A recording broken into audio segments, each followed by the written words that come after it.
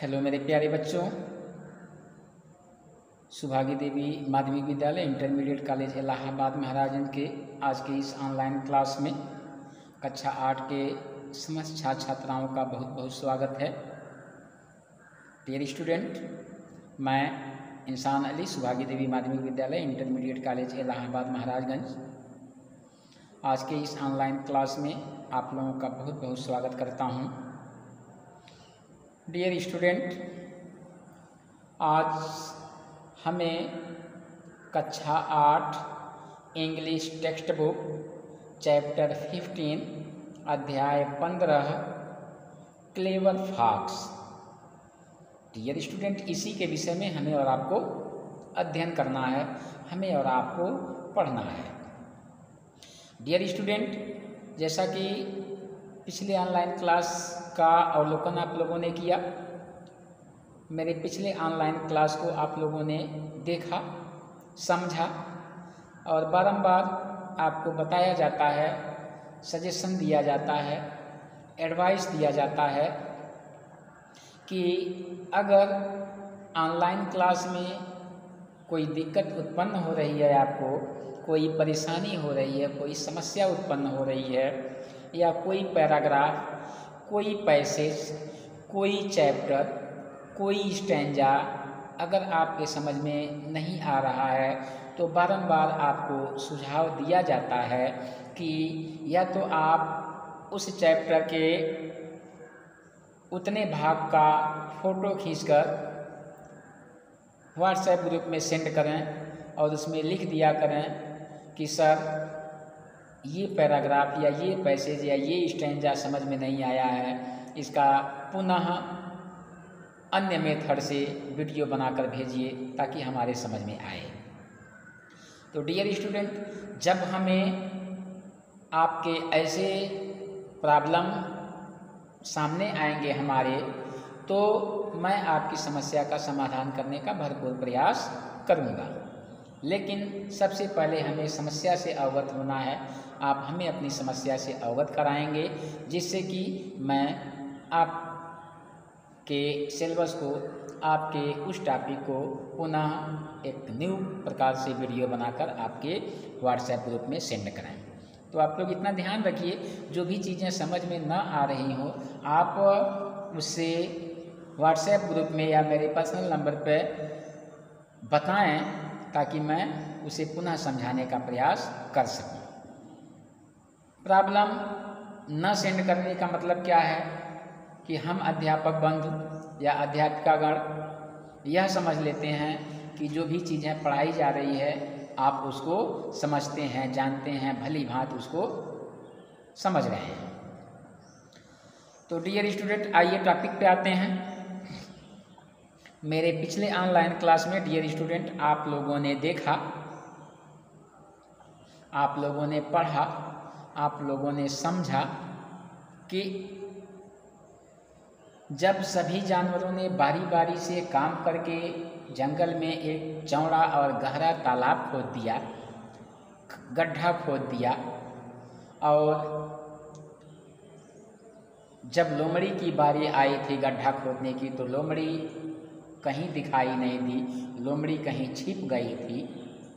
तो लोमड़ी के कार्य को भी सभी जानवरों ने मिलकर किया।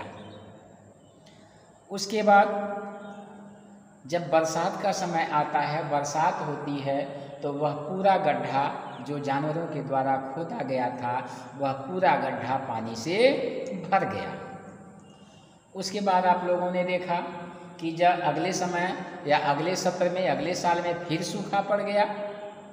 उस सूखे की स्थिति में जब जानवरों ने उस तालाब की तरफ देखा, उस गड्ढे की तरफ देखे जिसमें स्वच्छ और चमकता हुआ पानी भरा हुआ था, तो जानवर खुशियाँ मनाने लगे और उन्होंने सोच लिया कि अब हम लोग आराम से इससे अपना काम चला सकते हैं, इस सूखे के मौसम में जाकर पानी पी सकते हैं।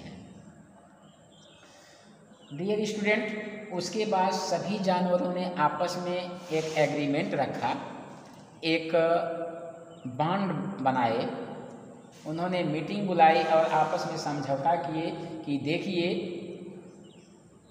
एक नियम बनाया जाए, एक कठोर नियम बनाया जाए। और उन्होंने कठोर नियम बनाया।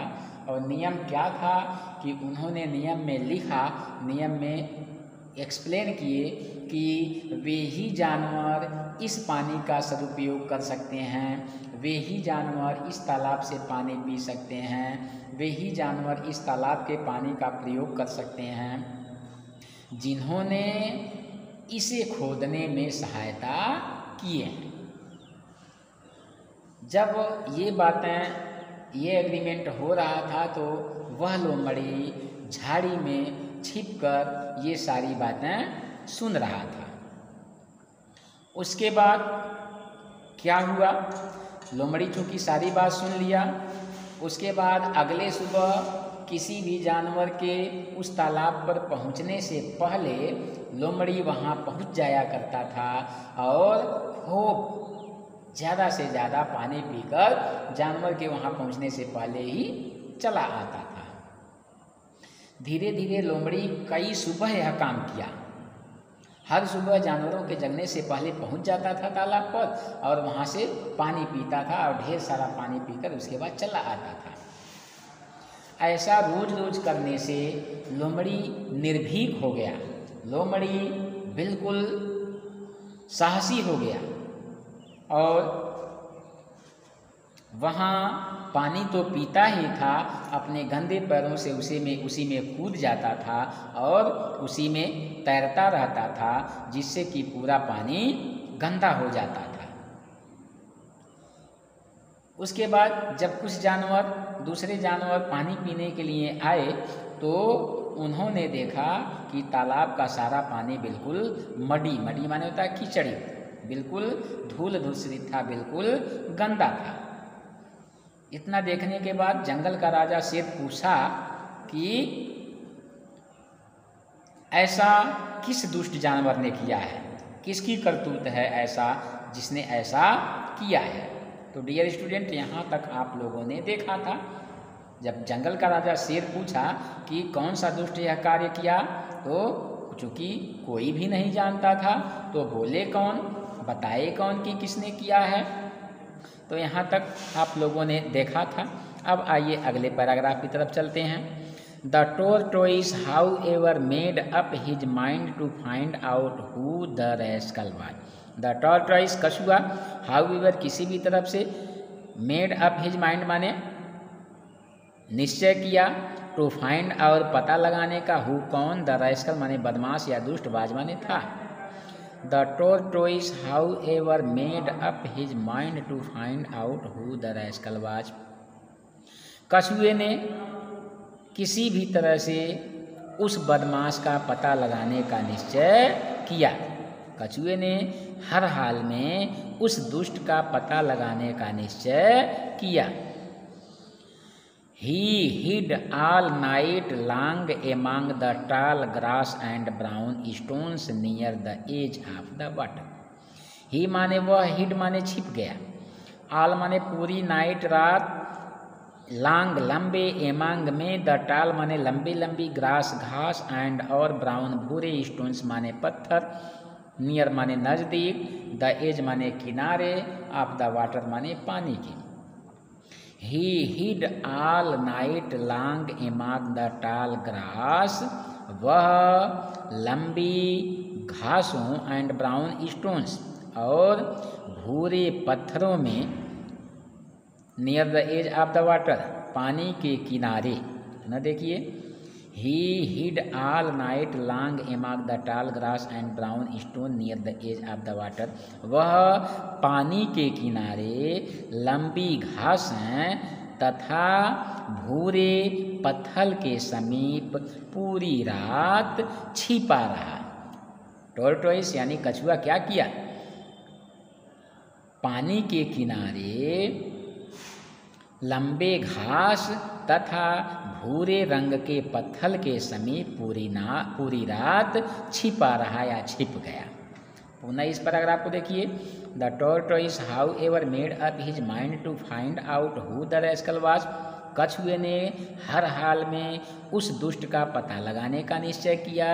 ही hid all night long among the tall grass and brown stones near the edge of the water. वह पानी के किनारे लंबी घास तथा भूरे पत्थल के समीप पूरी रात छिपा रहा।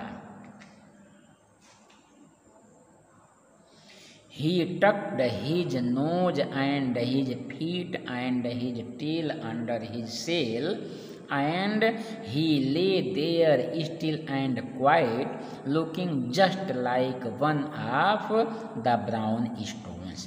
He माने वह, tucked माने होता है समेट लेना, चला जाना। हिज अपने नोज नाक को, एंड और हिज अपने फीट पैर को, एंड और हिज अपने टेल माने पूंछ को, अंडर माने में, हिज माने अपने, सेल माने खोल या कवच। जैसे जो कछुए का ऊपरी सेल होता है, जो ऊपरी कवच होता है, उसी को सेल कहते हैं, जिसे खोल कहते हैं। एंड और ही वह लेट गया, देयर वहाँ, स्टिल माने शांत, स्टिल एंड क्वाइट माने बिल्कुल शांत, लुकिंग माने देखता रहा, दिख रहा था, जस्ट माने ठीक, लाइक माने तरह, वन माने एक, ऑफ द ब्राउन माने भूरे, स्टोन माने पत्थल। He tucked his nose and his feet and his tail under his shell. वह अपने नाक, पैर और पूंछ को अपनी खोल में समेट लिया।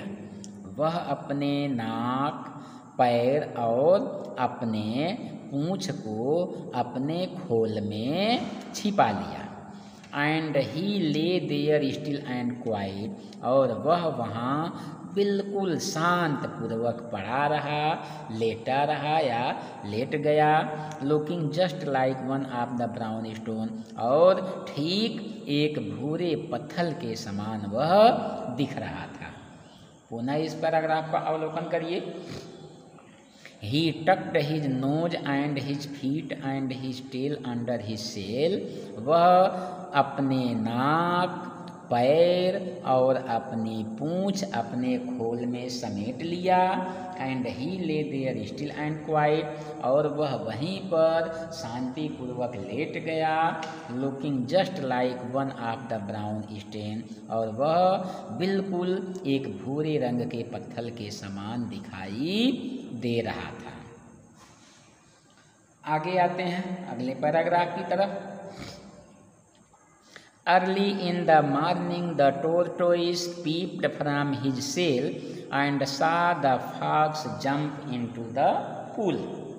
Early माने तड़के, in the morning सुबह में, the tortoise कछुआ, peeped माने झांका या देखा, from माने से, his माने अपने, shell माने खोल, एंड और सा माने देखा, द fox लोमड़ी, जंप माने कूदना, इनटू माने में, द पूल माने तालाब। Early in the morning the tortoise peeped from his shell. प्रातःकाल तड़के वह कछुआ अपने खोल से बाहर झांका। And saw the fox jump into the pool, और लोमड़ी को तालाब में कूदते हुए देखा। पुनः इस पैराग्राफ का अर्थ देखिए। अर्ली इन द मॉर्निंग प्रातःकाल तड़के या जल्दी ही, the tortoise peeped from his shell, वह कछुआ अपने खोल से बाहर झांका। And saw the fox jump into the pool, और लोमड़ी को तालाब में कूदते हुए देखा। आइए अगले पैराग्राफ की तरफ चलते हैं। The tortoise tucked his head inside his shell again and waited until the fox had gone away. The tortoise कछुआ, tucked माने समेट लिया, his माने अपने, head माने सर को, inside अंदर, his अपने, shell माने खोल के, again माने फिर या पुनः या दोबारा, एंड और waited माने प्रतीक्षा किया, until माने जब तक कि, the fox माने लोमड़ी, had gone away चला जाना। The tortoise tucked his head inside his shell again. वह कछुआ पुनः अपने सर को अपने खोल के अंदर समेट लिया and waited until the fox had gone away, और लोमड़ी के जाने तक प्रतीक्षा किया, अथवा और वह तब तक प्रतीक्षा किया जब तक कि लोमड़ी चला नहीं गया। Then the tortoise went to King Lion and told him what he had seen. Then तब the tortoise कछुआ went गया to king माने राजा के पास, lion माने शेर, and और told कहा him उससे, what माने जो, ही माने वह, had seen देखा था।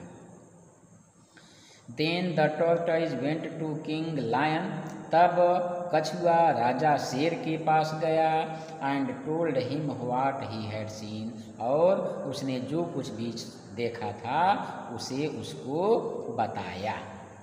तो डियर स्टूडेंट, यह रहा ये पैराग्राफ। आइए पुनः इसका एक बार अवलोकन कर लेते हैं, पुनः इसका एक बार अर्थ देख लेते हैं।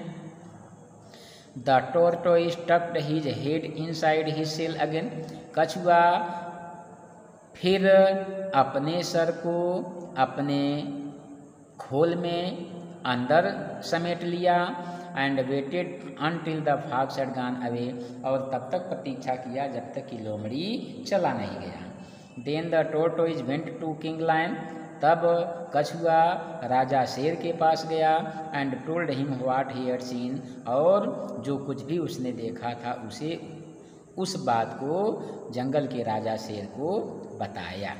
तो डियर स्टूडेंट, यह रहा आज का एक्सप्लेनेशन, आज का अर्थ। I hope you will be understand the whole explanation.